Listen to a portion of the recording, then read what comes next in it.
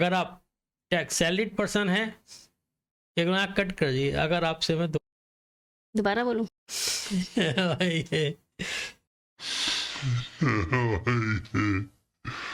एक मिनट, ये पूरा क्वेश्चन काट दो। ठीक है जी।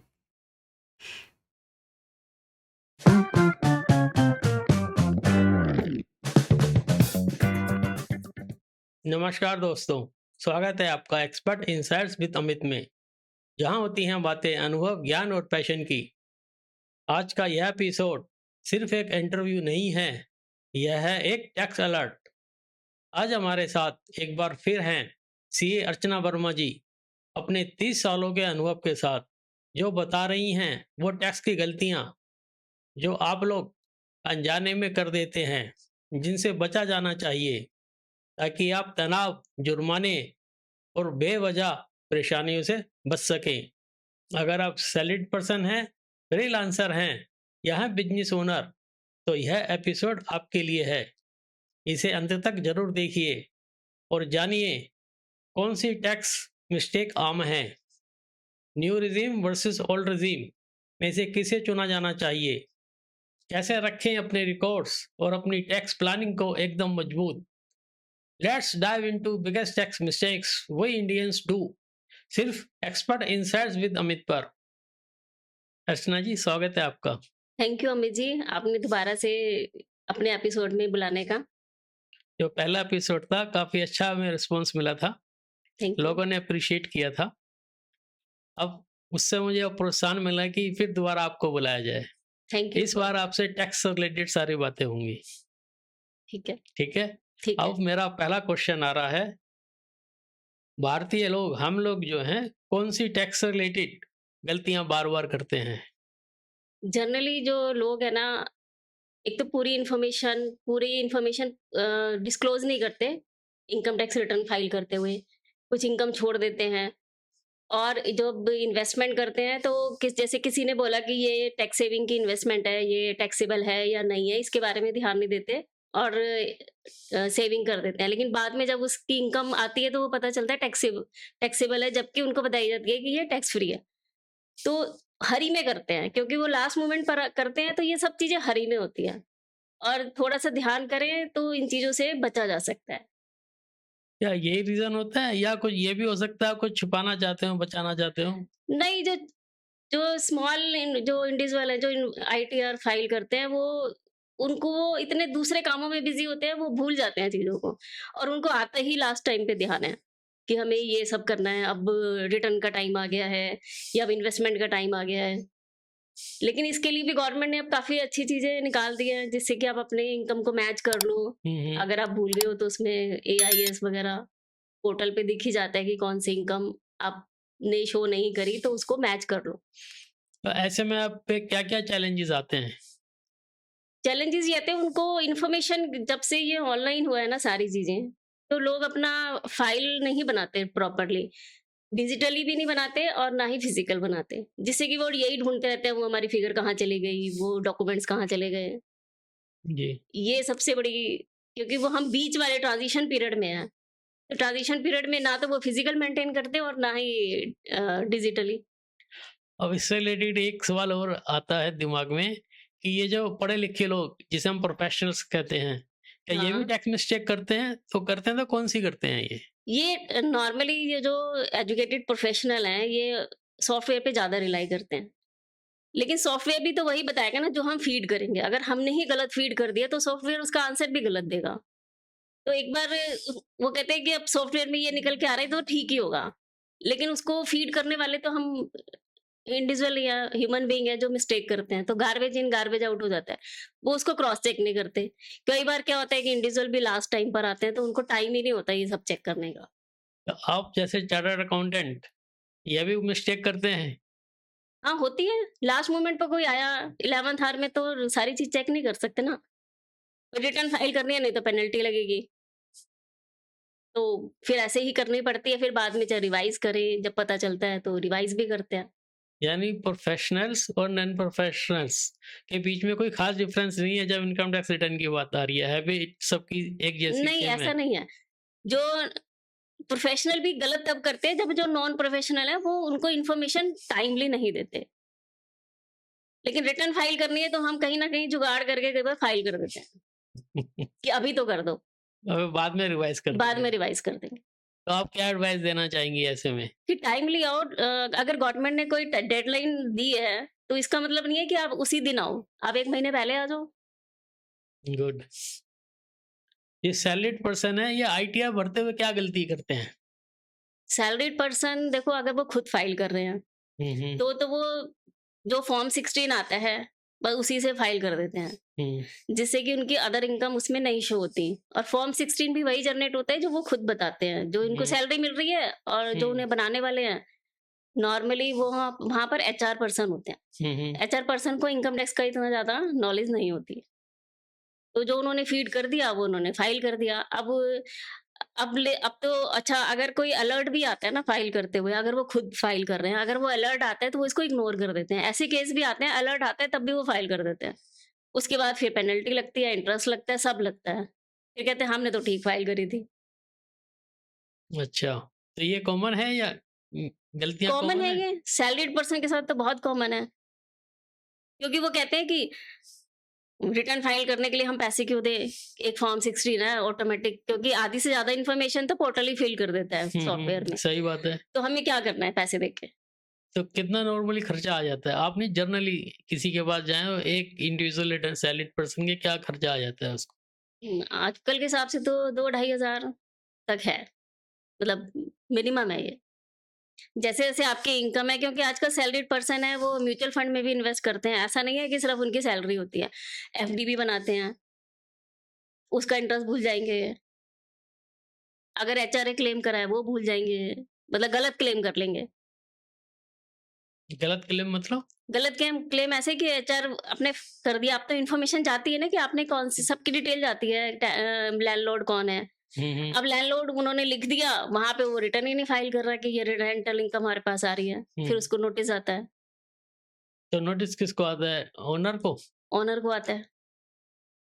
ओनर को भी आता है और टेनेंट को भी आता है, इसलिए कि अगर उसकी रेंटल जो है वो ज़्यादा है और उसने टीडीएस नहीं काटा, क्योंकि टीडीएस की लायबिलिटी भी बनती है। अब ये मान लो जो ओनर है उसकी टैक्सेबल इनकम थ्रेशोल्ड लिमिट से कम है, तो हाँ, अब तो अपनी आईटीआर फाइल करेगा ही नहीं। तो वो रिप्लाई देगा ना फिर। हम्म। रेंटल अच्छा। इनकम है तो रिप्लाई तो फाइल करेगा ना कि हम नहीं। उसको पता तो होना चाहिए कि कोई टेनेंट है वो अपने एचआरए क्लेम कर रहा है, उसे खुद भी नहीं पता होता। फॉर एग्जाम्पल मैं एचआरए क्लेम कर रहा हूँ हाँ, और मैं लैंडलॉर्ड की डिटेल दे रहा हूँ, पैन नंबर दे रहा हूँ। हाँ, ठीक है। इसका मतलब ये है कि ये जो फिगर मैं रेंट की दिखा रहा हूँ अपनी रिटर्न में, वो उसके पैन में रिफ्लेक्ट हो रही होगी बिल्कुल, इनकम हाँ, टैक्स डिपार्टमेंट के हाँ, अंदर। वो हो रही होगी। और कई लोग क्या कहते हैं, कैश में रेंट दे देते हैं। हाँ, अब जो हाँ। लैंडलॉर्ड है उसने तो कैश में रख लिया, वो दिखा ही नहीं रहा, हाँ, हाँ। तो वहाँ पे मिसमैच हो जाता है फिर। अच्छा। फिर उसको पता ही नहीं कि ये जो मैंने टेनेंट रखा है वो एचआरए क्लेम कर रहा है। तो उसे हुँ, बताना चाहिए कि मैं एचआरए क्लेम कर रहा हूँ, सबसे पहले, ताकि हुँ। वो उसके अकॉर्डिंगली अपनी प्लानिंग करे। अच्छा। स्मॉल बिज़नेस हाउसेस ऐसी कौन-सी गलतियाँ करते हैं जो टैक्स स्क्रूटनी को आकर्षित करती हैं? जैसे क्या होता है कि आजकल हर चीज़ ना पोर्टल पे अवेलेबल है। हुँ, हुँ। जीएसटी देखोगे तो जीएसटी की टर्नओवर, वही टर्नओवर इनकम टैक्स के पोर्टल पे जाती है। वही उसी से आपकी रिटर्न बनेगी। तो जी। क्या होता है कि जब आप जीएसटी की रिटर्न फाइल करें, इनकम टैक्स की रिटर्न हुँ, फाइल हुँ। करें, ये अपरेंटली शो हो रहा है। जो सॉफ्टवेयर है ये आपकी रिटर्न को एआईएस जो उसमें इनकम टैक्स में शो हो रहा है, जो जीएसटी की टर्नओवर है, वो अपरेंटली दिख रही है कि आपने गलती करी है या नहीं करी है। आपकी टर्नओवर हुई है 20 लाख की और आपने दिखा दी 15 लाख की, तो वो तो अपरेंटली है। मतलब 15 लाख मतलब 20 लाख कहाँ दिखाई, 15 लाख कहाँ दिखाई? मतलब 20 लाख दिखाई है जीएसटी में आ रही है या इनकम टैक्स में टीडीएस कट गया, हुँ, हुँ। लेकिन आपने शो कर दिया 15 लाख।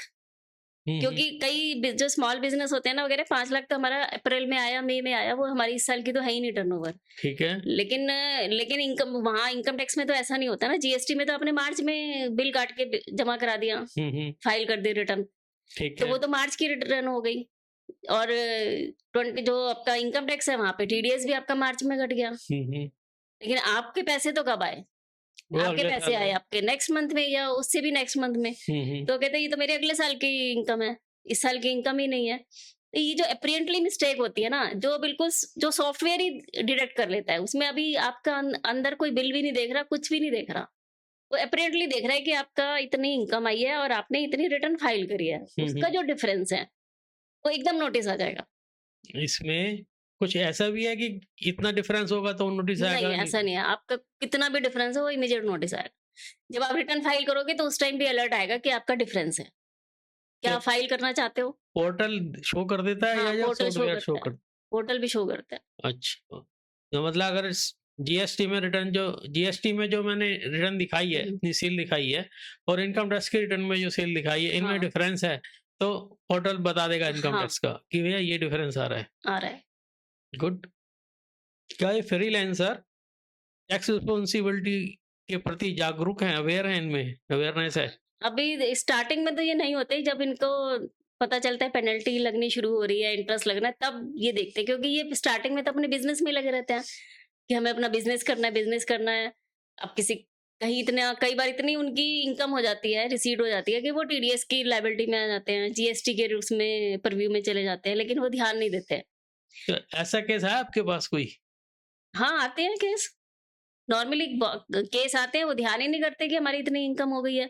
जैसे मैक्सिमम जब पेनल्टी। हम रिटर्न भरते हैं तब हम कहते हैं कि अब आप अपना जीएसटी नंबर ले लो, क्योंकि जीएसटी नंबर कहता है कि लास्ट ईयर आपकी कितनी टर्नओवर रही है, तो हुँ, अब आप जीएसटी नंबर ले लो।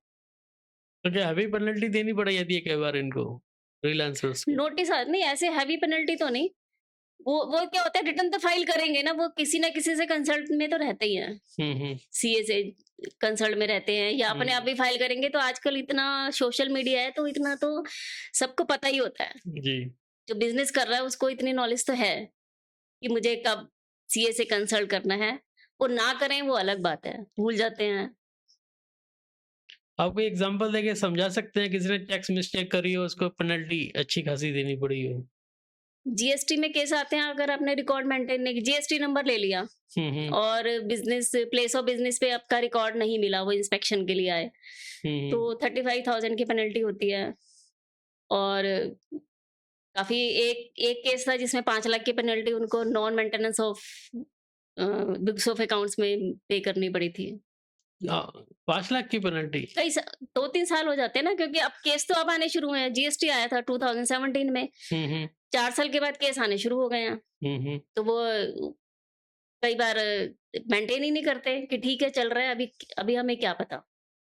लिटिगेशन तो बाद में ही आती है, कोई भी नया एक्ट होता है 4-5 साल के बाद लिटिगेशन आनी शुरू होती है। अच्छा, स्क्रूटनी में केस आते हैं, ऑडिट होते हैं। तो ना काफ़ी ये अलर्ट रह के काम करने वाला है, टैक्स का काम। हाँ, हाँ, जो बिज़नेस ओनर है उसको स्पेशल ध्यान देना चाहिए इस पे, बिल्कुल। बिज़नेस के साथ-साथ। हाँ। अर्चना जी, हम भारतीयों के टैक्स से रिलेटेड क्या मिथ हैं? इनके बारे में कुछ बताएँगे? मेनली क्या है कि कई जो ये सोचते हैं कि अगर हमारी टैक्स नहीं बन रहा, हुँ, तो हुँ, हमें रिटर्न फाइल करने की ज़रूरत नहीं है। ठीक है। लेकिन ऐसा नहीं है। अगर आपका टैक्स नहीं बन रहा, लेकिन आपकी जो इनकम है वो थ्रेशोल्ड से ज़्यादा है, तो आपको रिटर्न फाइल करनी कंपल्सरी है। ठीक है, वो क्योंकि जो हमारा टैक्स एग्ज़म्पशन है वो रिबेट में जाता है कि आपका टैक्स बना हुँ, और हुँ, उसके बाद आपको इतनी रिबेट मिल के आपका टैक्स हो गया ज़ीरो। ठीक है। लेकिन रिटर्न आपकी ज़रूर जाएगी। और जैसे अगर आपको वीज़ा लेना है, बाहर जाना है, तो भी आपको रिटर्न चाहिए, लोन लेना है, तो भी आपको आईटीआर चाहिए, कंपल्सरी। तो वीज़े के लिए क्यों आईटीआर चाहिए मेरे को? वीज़ा के लिए कंपल्सरी होता है कि वो यहाँ पे देखते हैं कि आपकी नेटवर्थ कितनी है, वहीं जाके बस तो नहीं जाओगे अच्छा, कि यहाँ से जाने की सोच रहे हैं और वहाँ बस गए। तो वो सारे आपकी नेटवर्थ देखी जाती है, तब आपको वीज़ा मिलता है। और जितनी भी बड़ी-बड़ी कंट्रीज़ हैं, अमेरिका हो गया, यहाँ तो वीज़ा भी आसानी से नहीं मिलता, ऑस्ट्रेलिया, अमेरिका, यूरोप। यानी पश्चिमी देश अमेरिका में जाना है तो हाँ, वहाँ पे आसानी से वीज़ा नहीं मिलेगा। नहीं, और वो सबसे पहले नेटवर्थ चेक करेंगे, हाँ, आपका बैंक बैलेंस कितना है और नेटवर्थ। हाँ। ठीक है। जी। अर्चना जी, ये बताइए क्या ये सच है कि थ्रेशोल्ड लिमिट से मेरी इनकम कम है, तो मुझे आईटीआर फाइल करने की ज़रूरत नहीं है अब? नहीं, अगर थ्रेशोल्ड लिमिट से कम है तो कोई ज़रूरत नहीं है आईटीआर फाइल करने की। अगर मेरी पहले ज़्यादा थी, अब कम हो गई, हाँ, अगले साल तो कोई ज़रूरत लेकिन ही अगर नहीं है। हाँ, तब भी ज़रूरत नहीं है, लेकिन अगर आपका कोई टीडीएस कटा है या आपको कोई आगे जाके वीज़ा अप्लाई करना है, लोन लेना है, तो आपको कंटिन्यूएशन में रिटर्न फाइल करनी पड़ेगी, अच्छा, ब्रेक नहीं चाहिए। अब दूसरा सवाल आ रहा है कि अदर इनकम जैसे इंटरेस्ट या रेंट हुँ। को लोग लेकर क्या गलतियाँ करते हैं? इंटरेस्ट में तो ये होता है कि लोग दिखाते नहीं हैं, भूल जाते हैं, जैसे हमारी एफडी बनी हुई है और वो एफडी है, आपने एफडी बनाई, वो FD as it is with interest आपकी मैच्योर होने के बाद फिर से बन गई। हुँ, हुँ। तो आपके पास तो आया नहीं ना इंटरेस्ट, आप भूल गए कि हाँ, मेरे पास कोई एफडी वो मेरा इंटरेस्ट लिया है, एफडी में जुड़ जाता है वो। एक्यूमुलेट होके वो बन गई एफडी। हुँ, हुँ। लेकिन अब आज के टाइम में ऐसा मुश्किल है, अगर वो किसी सीए के थ्रू करवा रहे हैं, अगर अपने आप कर रहे हैं तो हो सकता है वो गलती कर दें। सीए के थ्रू करवा रहे हैं क्योंकि अब एआईएस, टीआईएस और एक 26 एएस, इसके थ्रू सारी इन्फॉर्मेशन हमें मैच करनी पड़ती है। चाहे आप हमें बताओ या मत बताओ। एक आपने एआईएस का, हाँ, एक एक टर्म वो आपने यूज़ सीआईएस, टीआईएस, हाँ जी? टीआईएस टीआईएस ये क्या चीज़ है? जो एआईएस है ये है बहुत अ, एक डिटेल्ड इन्फॉर्मेशन है। उसकी शॉर्ट इन्फॉर्मेशन टीआईएस है और 26 एएस है जिसके अंदर सिर्फ टीडीएस वाली इन्फॉर्मेशन जाती है। अच्छा, ये टीआईएस ये कहाँ पे अवेलेबल होती है? ये भी हाँ, एआईएस होता है, वहीं टीआईएस होता है। उसमें क्या होता है कि आपकी ना एक समरी बन के आ जाती है कि आपने इतना रेंट आया, इतना इंटरेस्ट आया, इतना आपने परचेज करा, इतना सेल करा। उसकी डिटेल्ड इन्फॉर्मेशन जो है वो एआईएस में होती है। अच्छा, तो सबसे पहले आप टीआईएस चेक कर लेते हैं। टीआईएस में आपको समरी मिल जाएगी कि इसकी हुँ, क्या-क्या इनकम है, ठीक है, फिर डिटेल किसी में भी जाने के लिए फिर एआईएस। एआईएस में। और 20 और एआईएस, टीआईएस में सब कुछ आता है, चाहे आपको उसमें टीडीएस कटा हो या ना कटा हो।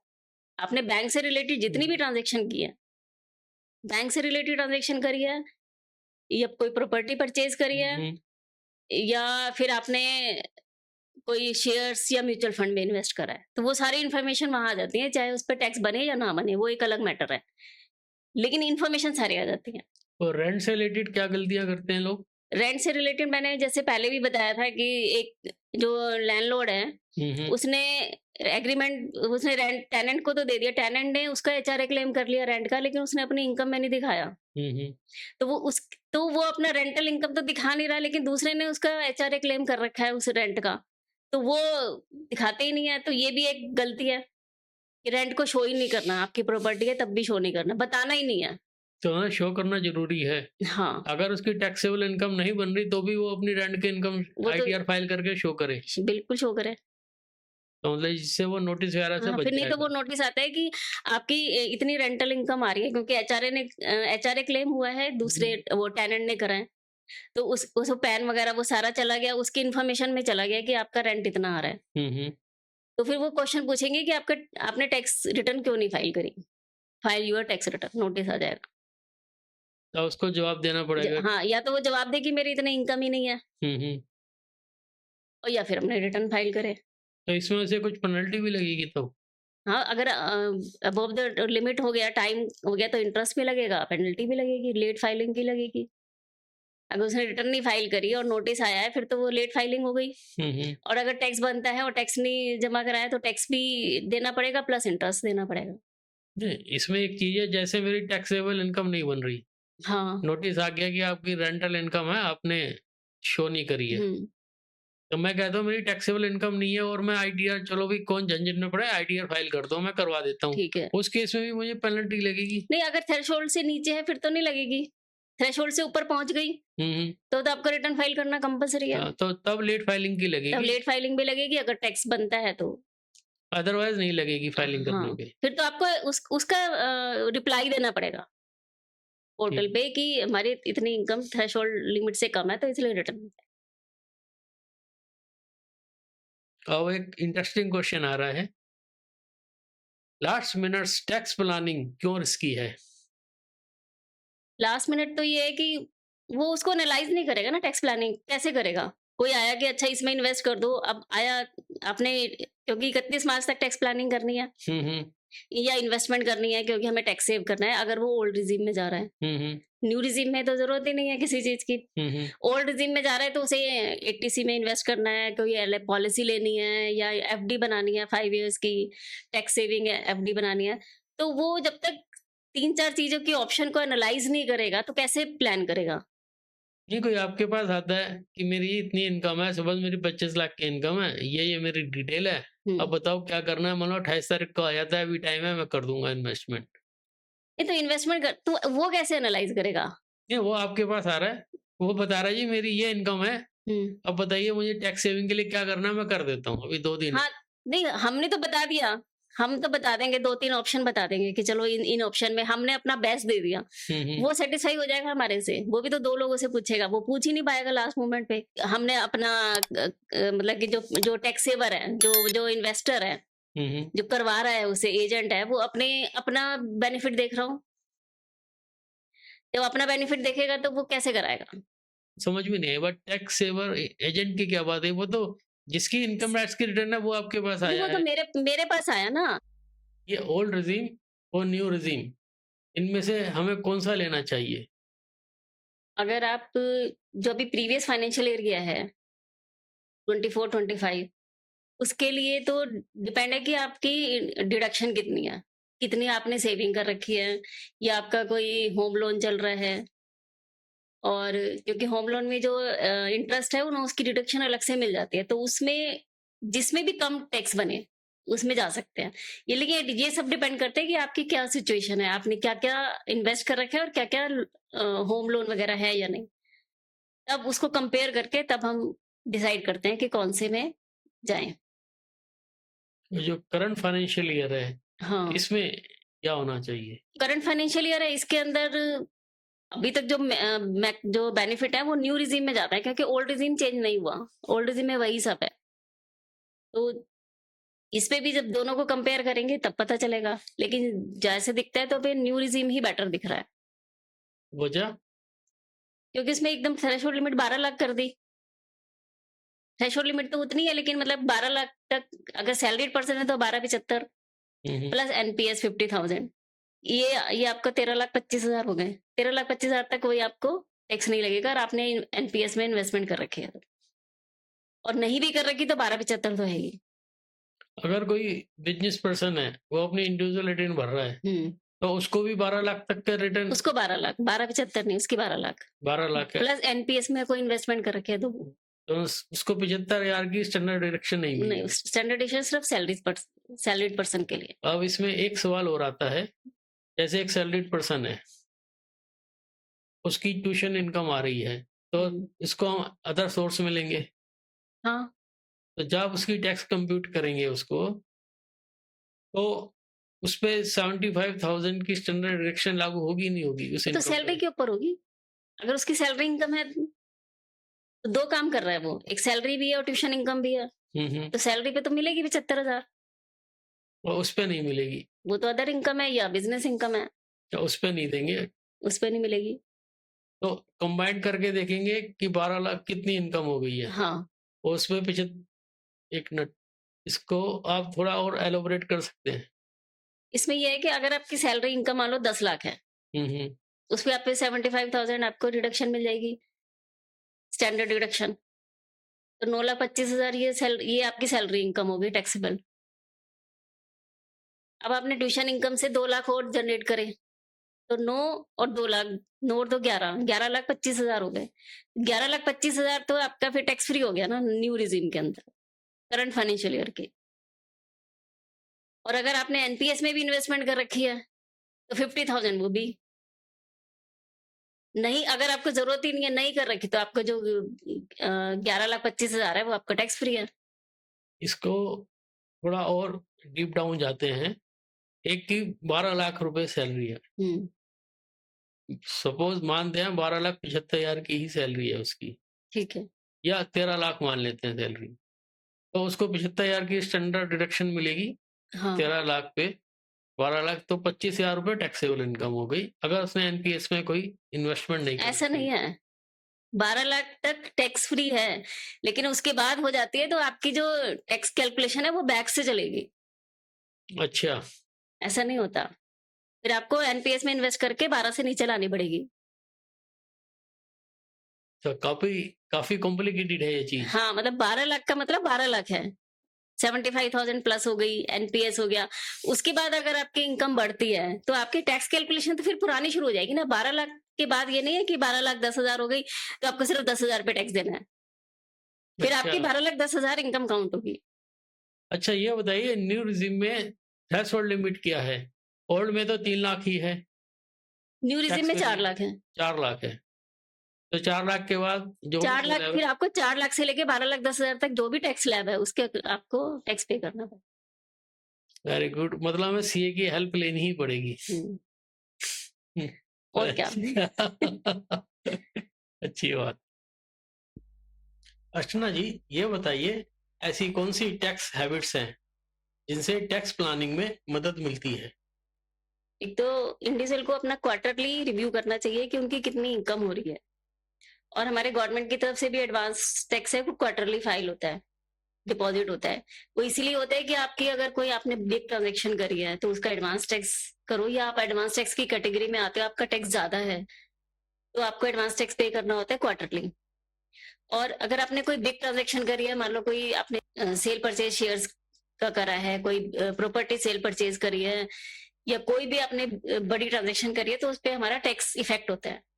तो जब भी ऐसी कोई ट्रांजैक्शन करे, तो अपने सीए से जरूर कंसल्ट करें, ताकि वो आपको बताए कि इसमें कितना टैक्स डिपॉजिट होगा, और आने वाले टाइम में आपको इसके ऊपर इंटरेस्ट भी पे नहीं करना पड़ेगा। अदरवाइज अगर आप ऐसा नहीं करेंगे, तो उस पे आपको टैक्स भी पे करना पड़ेगा, प्लस इंटरेस्ट भी पे करना पड़ेगा। अच्छा, वो बड़ी ट्रांज़ैक्शंस जो हैं, आप बता सकती हैं कि मिनिमम कितनी अमाउंट होगी, वो बड़ी ट्रांज़ैक्शंस में काउंट होगी? बड़ी में जैसे कोई भी आपकी प्रॉपर्टी सेल परचेज हो रही है, तो हुँ, उसके हुँ। ऊपर कैपिटल गेन लगता है। और कैपिटल, और जब अगर आप परचेज कर रहे हो, तो टीडीएस जमा होता है। तो इसके लिए तो आपको सीए से ही कंसल्ट करना पड़ेगा, आप खुद नहीं कर सकते। और जो बड़ी क्वांटिटी में शेयर परचेज़ हाँ, जैसे करते जो हैं जिसमें भी 1 लाख से ज़्यादा का आपका कैपिटल गेन बनता है, क्योंकि 1 लाख तक तो एग्ज़म्प्ट है। हुँ, हुँ। 1 लाख से ज़्यादा का कैपिटल गेन बनता है, तो आपको टैक्स जमा कराना होता है, और उसके लिए भी जो आपकी कैलकुलेशन होती है ना, वो जिस क्वार्टर में टैक्स कैपिटल गेन आएगा, उसी क्वार्टर में आपको टैक्स जमा कराना होता है। अदरवाइज़ आपको इंटरेस्ट, उस मान लो आपने फर्स्ट क्वार्टर में कोई ट्रांज़ैक्शन कर दी, हुँ, हुँ। शेयर्स की सेल परचेज़ की, जो आपकी 2 लाख 3 लाख जितनी भी है, जी। और अगर आपने उसको एडवांस टैक्स नहीं पे करा, उसका हुँ, हुँ। टैक्स नहीं पे करा, तो आपका जो इंटरेस्ट लगेगा ना, वो उसी क्वार्टर से लेके जब तक आपने टैक्स पे नहीं करा, तब तक है। इससे इंटरेस्ट मतलब पैसे की बचत होगी बिल्कुल। पुरानी। अच्छा ये बताइए आईटीआर हमें खुद फाइल करनी चाहिए या सीए को देनी चाहिए? मैं तो ये कहूँगी सीए को देनी चाहिए, लेकिन अगर आप बहुत ज़्यादा कॉम्प्लिकेशन नहीं है, सिर्फ सैलरी इनकम है और एक इंटरेस्ट है, तो आप खुद भी कर सकते हो। डिपेंड कि आपको ये सब चीज़ें आनी चाहिए। सॉफ्टवेयर वगैरह जो भी यूटिलिटी है, उसको चलाना आना चाहिए। अर्चना जी, अब रैपिड फायर राउंड में जा रहे हैं। इसमें आपसे फटाफट सवाल पूछूंगा और आप फटाफट जवाब देंगे। ठीक है। पहला प्रश्न, ओल्ड रिजीम और new regime, depend on tax calculation. EPF और PPF, EPF for salaried person, PPF for other than salaried person. आपकी पसंदीदा टैक्स टर्म, डिबेट। सबसे मिसयूज होने वाली टैक्स टर्म, एग्जम्पशन। टैक्स की डेडलाइन, टैक्स रिटर्न की deadline. Normally 31 जुलाई होती है, लेकिन इस बार 15 सितंबर है फॉर इंडिविजुअल्स। आखिरी क्वेश्चन, टैक्स की मुसीबत में फंसने का सबसे आसान तरीका। Ignoring income tax notice and mismatch from GST and TDS और एआईएस। अर्चना जी ये बताइए, आपने कुछ टर्म्स का यूज किया है जैसे 26AS, AIS और TIS। ये जो टर्म्स हैं, इनमें जो रिपोर्ट निकलती है, ये हम कहाँ देख पाएंगे? ये गवर्नमेंट गवर्नमेंट की साइट है, incometax.gov.in। इसमें अपना पैन रजिस्टर कराएंगे। पैन रजिस्टर कराने में जो हमारा जो पैन होता है, वही यूजर आईडी बनता है। उसके बाद अपना लॉगिन पासवर्ड आप अपनी मर्जी से कुछ भी रख सकते हैं। वहां जाकर आपको सारी ये इंफॉर्मेशन रिपोर्ट सारी डाउनलोड हो जाएंगी। तो इस वेबसाइट को हम डिस्क्रिप्शन में डाल देंगे। जो भी दर्शक देखना चाहें, जो भी हमारे व्यूअर्स देखना चाहे, वहां से जाके इस साइट तक पहुंच सकते हैं और इन्फॉर्मेशन अपनी गैदर कर सकते हैं। अर्चना जी, आपका बहुत बहुत धन्यवाद। आप अपना कीमती समय निकाल के हमारे पास आए और बहुत बहुमूल्य जानकारियां टैक्स से रिलेटेड आपने शेयर करी। आगे से फिर हम आपको बुलाएंगे टैक्स रिलेटेड और नई जानकारियों के लिए जो समय समय पे बदलती रहती हैं। एक बार फिर आपका बहुत बहुत धन्यवाद। थैंक यू अमित जी, मुझे भी यहाँ आके दोबारा बहुत अच्छा लगा और मुझे उम्मीद है कि मैंने आपके और व्यूअर्स के सवालों का कुछ जवाब सही से दिया और उनको जानकारी नई-नई मिली है। Thank you Amit ji. दोस्तों, आज का पॉडकास्ट टैक्स के नॉलेज से भरपूर रहा। इसमें आपको बहुत प्रैक्टिकल टैक्स की टिप्स मिली होंगी। यह एपिसोड आपको कैसा लगा, ये कमेंट सेक्शन में लिखिएगा। इसे सब्सक्राइब कीजिए, लाइक कीजिए और शेयर कीजिए। एक बार फिर आप सबका बहुत बहुत धन्यवाद। धन्यवाद।